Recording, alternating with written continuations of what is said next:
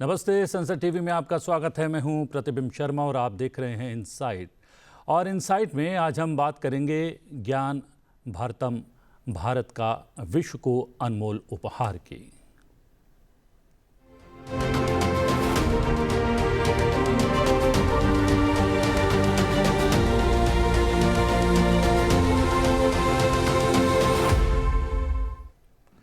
संस्कृति मंत्रालय ने ज्ञान भारतम नामक एक ऐतिहासिक राष्ट्रीय पहल शुरू की है, जो भारत की पांडुलिपि धरोहर के संरक्षण और उसके डिजिटलीकरण और प्रसार के लिए समर्पित है।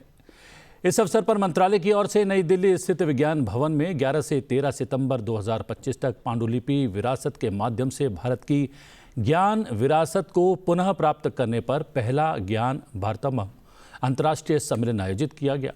भारत और विदेश के विद्वानों, विशेषज्ञों, संस्थानों और सांस्कृतिक कार्यकर्ताओं सहित 1100 से अधिक प्रतिभागियों को एक साथ लाकर इस सम्मेलन ने चर्चा, विचार विमर्श और भारत की पांडुलिपि संपदा के संरक्षण, डिजिटलीकरण और इसे दुनिया के साथ साझा करने की दिशा के लिए मार्ग प्रशस्त करने में सहयोगी मंच तैयार किया।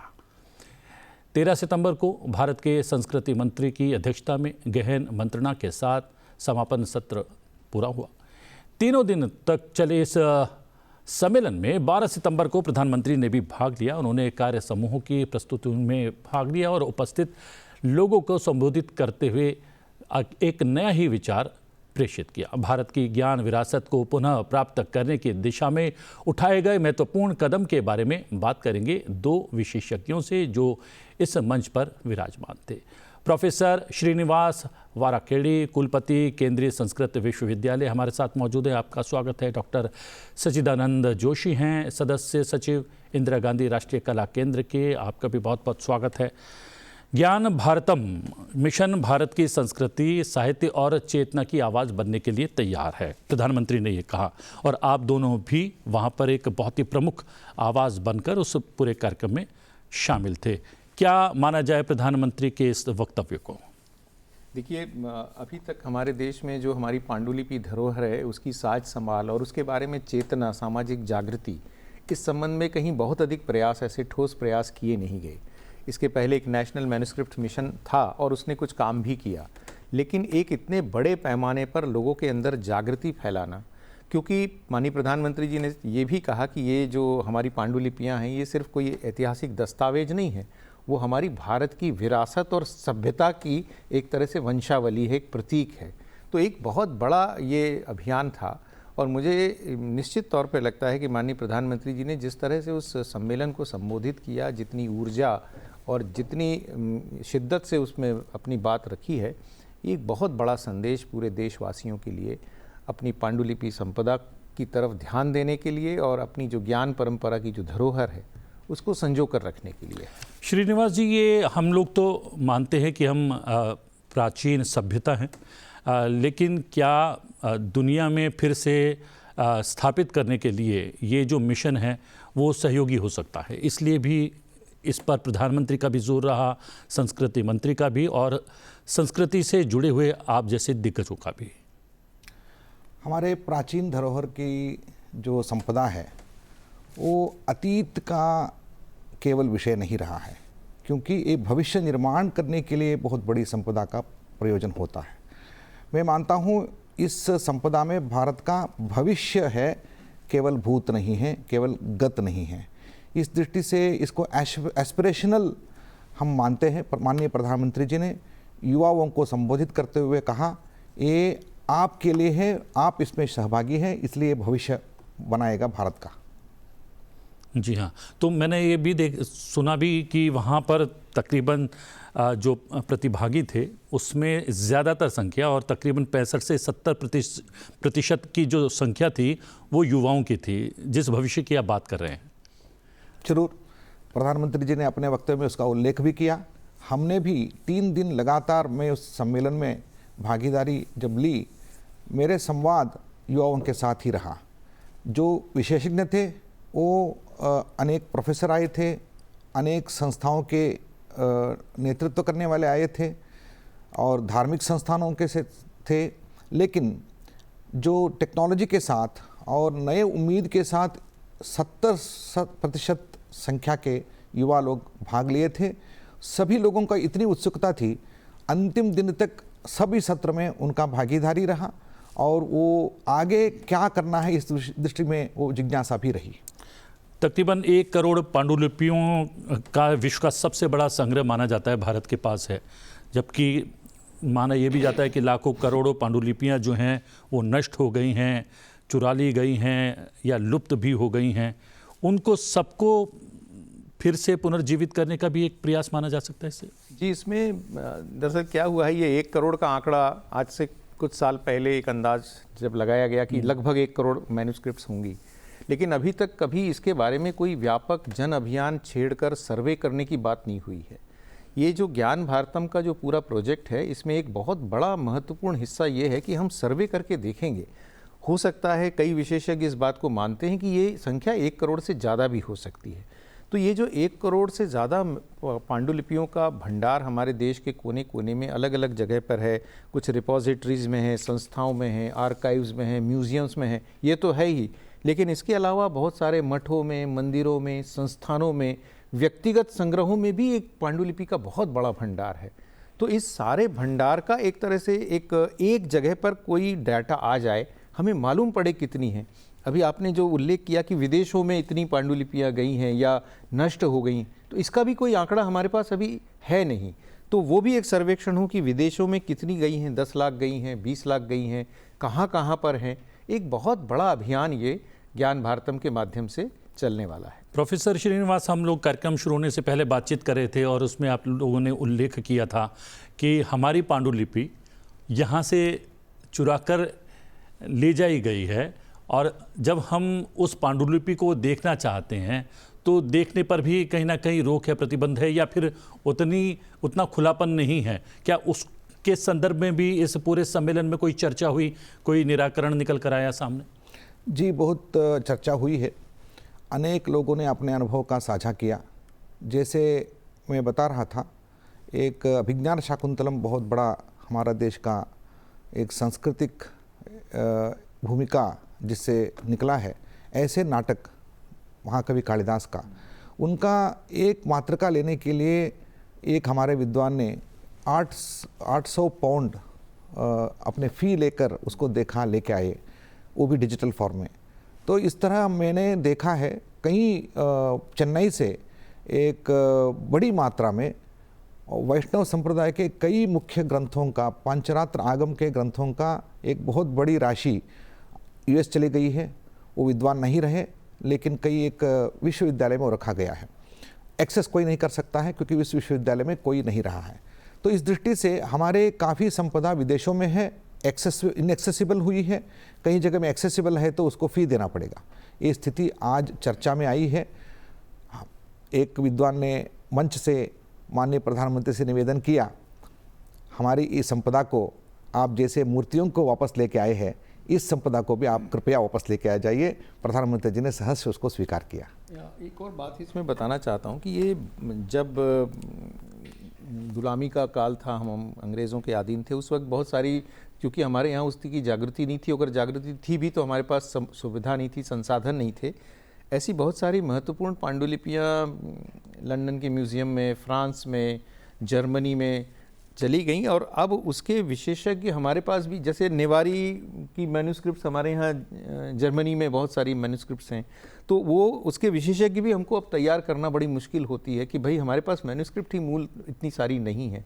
ये एक बहुत बड़ा प्रश्न है। इस पूरे सम्मेलन में हमने इस पे चर्चा भी की थी कि कैसे ये डिप्लोमेसी का भी एक हिस्सा है, अंतर्राष्ट्रीय संबंधों पर भी इस पर चर्चा की जा सकती है पांडुलिपि के। ऐसी कैथी नाम की भी एक पांडुलिपि है जिसको अब पढ़ने वाले और समझने वाले बहुत कम तो उस पर तो क्या कुछ किया जाएगा उस संदर्भ में? देखिए, पांडुलिपि की धरोहर को डिजिटाइज करना, उसका सर्वे करके डिजिटाइज करना, ये तो एक हिस्सा हुआ। लेकिन उससे बड़ा हिस्सा ये है कि अब हमें ऐसे भी विशेषज्ञ या ऐसे स्कॉलर्स तैयार करना है जो इन पांडुलिपियों को पढ़ सकते हैं। आपको मालूम है कि जिन लिपियों में ये पांडुलिपियाँ लिखी गई हैं, वो लिपियाँ ही भारत में कम से कम 40 से ज़्यादा ऐसी लिपियों में लिखी गई जो प्रमुख लिपियाँ हैं, और ऐसी बहुत सारी और भी लिपियाँ हैं जिसमें ये लिखी गई। अब उसको डिसाइफर करना अपने आप में एक बहुत बड़ा काम है। एक बहुत महत्वपूर्ण सत्र इस ज्ञान भारतम की कॉन्फ्रेंस में था, वो था जो हमारी ऐसी लिपियां हैं जिनको डिसाइफरमेंट की चुनौती है, उसको करना। जैसे हम कहते हैं कि सरस्वती सिंधु सभ्यता की जो लिपि है उसके ऊपर अभी डिसाइफरमेंट के ऊपर पूरे विश्व में चर्चा चल रही है, तो वो भी सत्र इसमें थे और इतने ज़्यादा उसमें लोगों का उत्साह था, बहुत सारे युवा, कि ये दरअसल हमारी एक सभ्यता का एक मानक है, वहाँ से भारत की सभ्यता प्रारंभ होती है, तो उस पर भी चर्चा हुई थी। ये उन लोगों के लिए भी एक प्रश्न का उत्तर खोजने का प्रयास मानते हैं जिनको लगता है कि शायद भारत का जन्म 15 अगस्त 1947 को हुआ है। ये बहुत महत्वपूर्ण विषय आपने उठाया। 47 में तो एक पॉलिटिकल एंटिटी के रूप में, एक प्रजासत्तात्मक राष्ट्र के रूप में हम आए ही हैं, स्वतंत्र भारत के रूप में आधुनिक युग में। लेकिन भारत का जो सत्ता है वो आज का नहीं है, वो हम सांस्कृतिक रूप में और पूरे विश्व के विश्वगुरु के रूप में, एक ज्ञान के स्रोत के रूप में भारत, एक अखंड भारत हमेशा अस्तित्व में रहा है। उसकी परिकल्पना बहुत लोगों को नहीं है। ये मैन्युस्क्रिप्ट के द्वारा इन संपदाओं के यदि हम देखेंगे सर, मैन्युस्क्रिप्ट कश्मीर से जो निकलता है वो मैन्युस्क्रिप्ट केरल में मिलता है 1000 साल के बाद, और केरल में लिखा गया एक भास नाटक चक्र, भास जो थे वो कहीं शताब्दी पहले थे, उसका नाटक मिलते हैं केरल में, और कई दक्षिण के जो अच्छे नाटक और कृतियाँ कश्मीर में मिलते हैं। इसका मतलब है भारत अखंड नहीं होता, यहाँ नहीं मिलते। तो विद्या के क्षेत्र में, कला के क्षेत्र में, साहित्य के क्षेत्र में भारत एक अखंड सांस्कृतिक भारत हमेशा रहा है। लेकिन इसके केंद्र में भी क्या हमेशा धर्म और आध्यात्म रहा? और भारत की सीमाओं को अगर कोई जोड़ता रहा है अभी तक हजारों बरस से, वो हमारा धर्म और आध्यात्म ही है। धर्म, भारत का जो धर्म था, जो सनातन धर्म था, और उसकी एक वैश्विक उपलब्धि थी और वैश्विक उसकी एक अस्मिता थी, वो तो हमेशा से रही है और शाश्वत रही है। और जो हमारा दर्शन है, जिसके ऊपर देखिए वेदों की हम बात करते हैं, वेद अपौरुषेय हैं, वेद परंपरा से पूरी तरह से विकसित हुए हैं, और वेदों का जो दर्शन है, वो ज्ञान है, तो वो तो पूरी मानव जाति के लिए, हमारे पूरी मानव सभ्यता के लिए है, किसी एक पर्टिकुलर सेक्ट या संप्रदाय के लिए तो है नहीं। तो ये जो भारत का जो ये व्यापक दर्शन था, ये उस समय की भी वैश्विक दृष्टि को दिखाता है। जैसा अभी श्रीनिवास जी ने भी कहा कि ये जो अखंड भारत की भी कल्पना थी, उसकी भी व्याप्ति बहुत बड़ी थी, इसलिए उसको किसी भौगोलिक सीमा में बांध देना वो भी एक तरह से बहुत गलत बात है। ये ज्ञान परंपरा भारत की जो विस्तृत परिधि है, उस पूरी विस्तृत परिधि में वो ज्ञान परंपरा है। अभी भी हम देखते हैं कि अलग अलग देशों में, कुछ खाड़ी के देशों में कभी खुदाई होती है तो वहाँ जो है इस तरीके की पांडुलिपियाँ मिल जाती हैं, सिक्के मिल जाते हैं। तो विश्व माने या ना माने, या हम में से बहुत सारे लोग माने ना माने, लेकिन ये बात कहीं ना कहीं प्रदर्शित तो होती है कि एक समय था कि वैश्विक रूप से जो है भारत की संस्कृति, ज्ञान, परंपरा जो है वो फैली हुई थी पूरे विश्व में। जैसे देखिए, 2 प्रमाण मैं देता हूँ जी। एक प्रमाण वेद का है। वेद में जो अग्नि का उपासना है, अग्नि को बहुत प्रधान रूप से उपासना का एक माध्यम माना जाता था। वो अग्नि उपासना की पद्धति केवल भारत में नहीं, अभी तो अनेक देशों में, जैसे ईरान के कई हिस्से में और रशिया के कई हिस्से में आज भी उसका ट्रेस उपलब्ध होता है। तो इसका मतलब है यहाँ से लोग सीखे गए थे, वहाँ उपासना कर रहे थे। दूसरी बात, महाभारत में स्पष्ट रूप से अनेक टेक्स्ट के भाग में अनेक राष्ट्रों का उल्लेख है जो आज हमारे साथ में वो नहीं है। जैसे उदाहरण के अभी बात कर रहे थे, कंदहार है, वो गांधार है। और ऐसे हूण और यवन इत्यादि उल्लेख जो मिलता है यूरोपीय राष्ट्रों का, वहाँ से राजा आते थे, यहाँ से संबंध रखते थे, महाभारत में उनका उल्लेख है।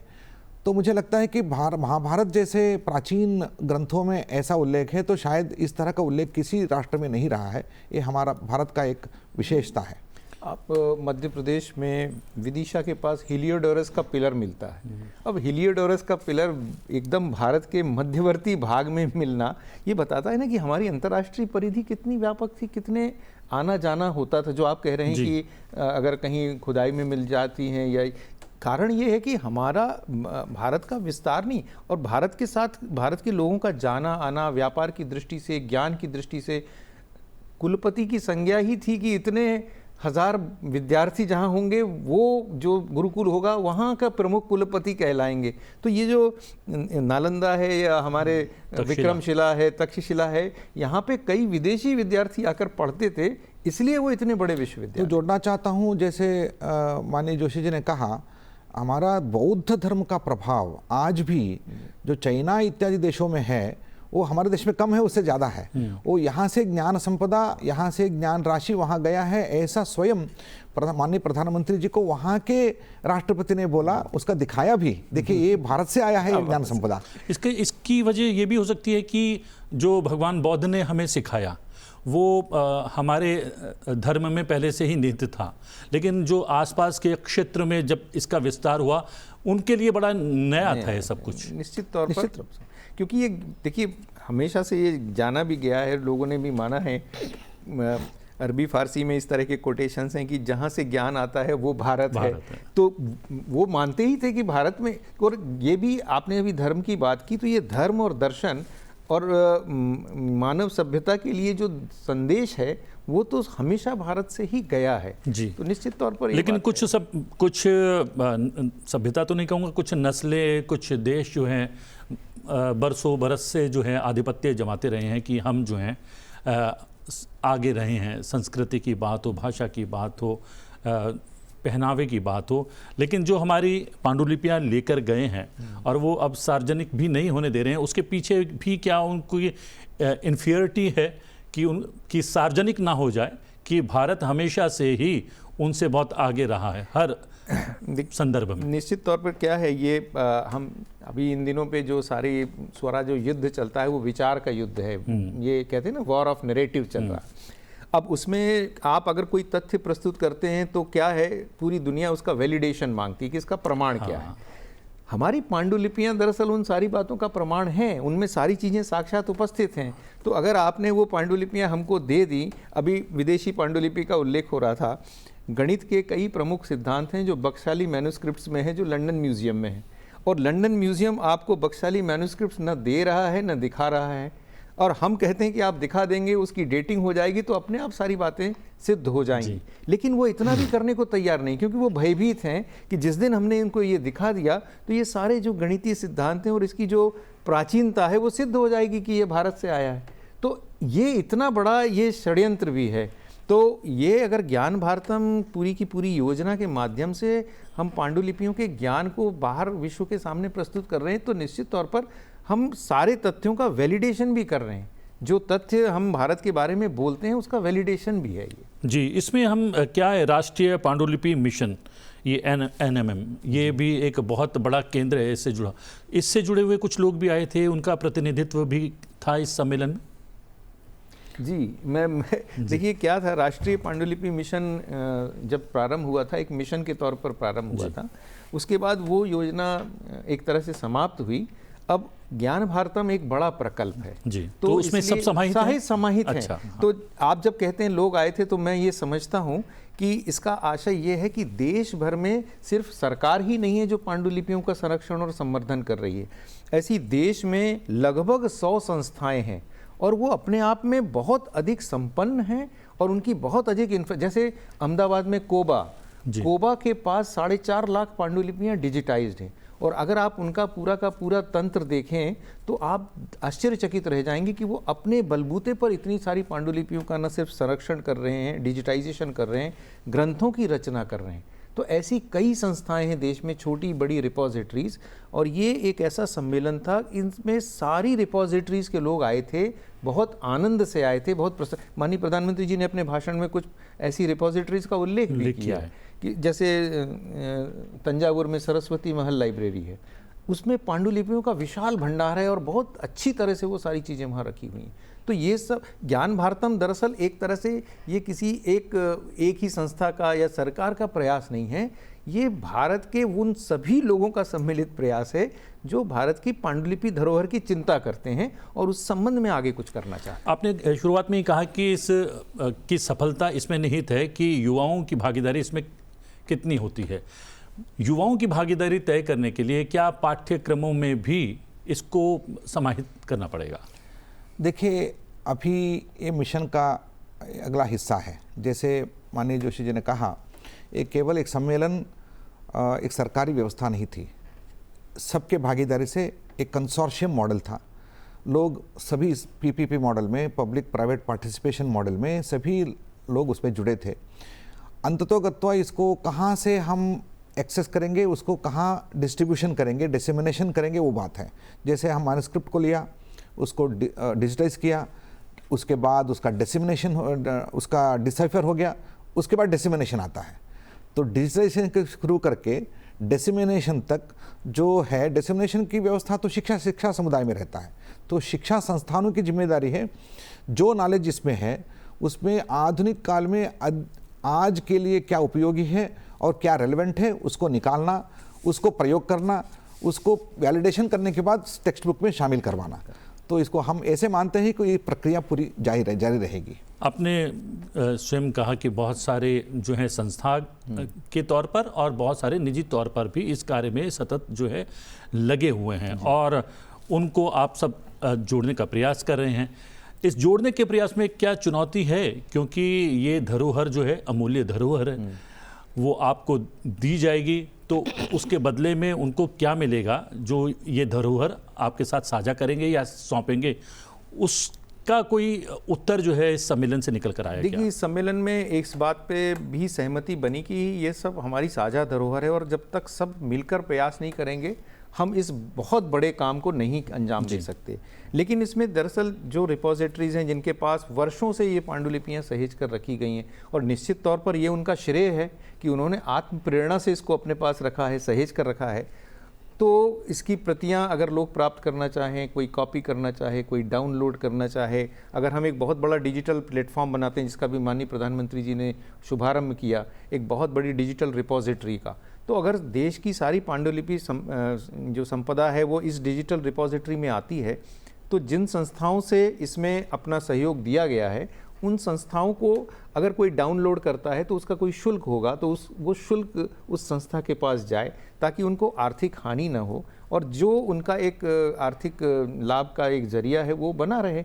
तो इस तरह की बात, जैसे अभी आपने उदाहरण दिया 800 पाउंड, आप बताइए एक छोटी सी चीज़ को प्राप्त करने का वो लंदन की रिपोजिटरी लेती है, तो बहुत ज़्यादा इसमें कई बार धनराशि भी इन्वॉल्व होती है। तो किसी को आर्थिक नुकसान न हो और जहाँ तक हो सके भारत सरकार उनकी इस तरह से मदद करे कि वो अपना काम भी करते रहें और इस डिजिटल रिपोजिटरी को भी बहुत अच्छी तरह से चलाते रहें।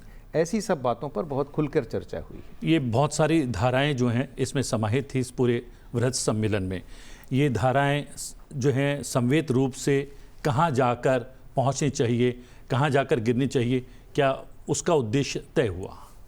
जी, जैसे एक लक्ष्य को हमने रखा, मुख्य रूप से विकसित भारत के निर्माण में हमारी ज्ञान संपदा का विनियोग करना, उसके लिए हम सब प्रतिबद्ध हैं। उस दिन अंतिम दिन में एक बहुत बड़ा संकल्प पत्र हमने बनाया है। ये केवल सरकारी व्यवस्था में संकल्प पत्र नहीं रहा, ये संकल्प पत्र दिल्ली डिक्लेरेशन के नाम से पूरे विश्व के इस धरोहर के बारे में जो अवेयरनेस है, क्योंकि ये संपदा के बारे में लोग जानकारी नहीं रखते हैं, संरक्षण नहीं करते हैं, उसका वितरण नहीं करते हैं, इन तीनों बातों पर हमने एक संकल्प लिया है। न केवल विद्वान लोग, टेक्नोलॉजी के संबंधित लोग, जितने भी मीडिया से लोग थे, संस्थान थे, सभी लोग मिलकर हमने एक डिक्लेरेशन किया है, संकल्प लिया है। इस संकल्प पत्र में स्पष्ट रूप से ये कहा गया है कि इस धरोहर को विकसित भारत निर्माण के लिए हम विनियोग करेंगे, वहाँ तक हम छोड़ेंगे नहीं, इसमें हम प्रतिबद्ध रहेंगे, सेव एंड शेयर। क्या बात, इसके साथ हम आगे जा रहे हैं और ये संकल्प सिद्धि तक पहुँचे और आप जैसे गुणी लोग, ज्ञानी लोग जो हैं इस संकल्प के साथ जुड़े हुए हैं, तो ये सिद्धि तक समय पर पहुँच पाएगा, यही आशा करते हैं। आप दोनों आए स्टूडियो में और ये विषय तो ऐसा है कि बातचीत करते रहें, लेकिन समय की अपनी सीमा है और सीमा कह रहे हैं कि हमें संपन्न करना पड़ेगा कार्यक्रम। आप दोनों का बहुत बहुत धन्यवाद। धन्यवाद जी, प्रणाम। इनसाइट में आज के लिए इतना ही। इनसाइट में आपसे फिर भेंट होगी एक नए विषय के साथ। फिलहाल मुझे आज्ञा दीजिए, लेकिन देखते रहिए संसद टीवी। नमस्कार।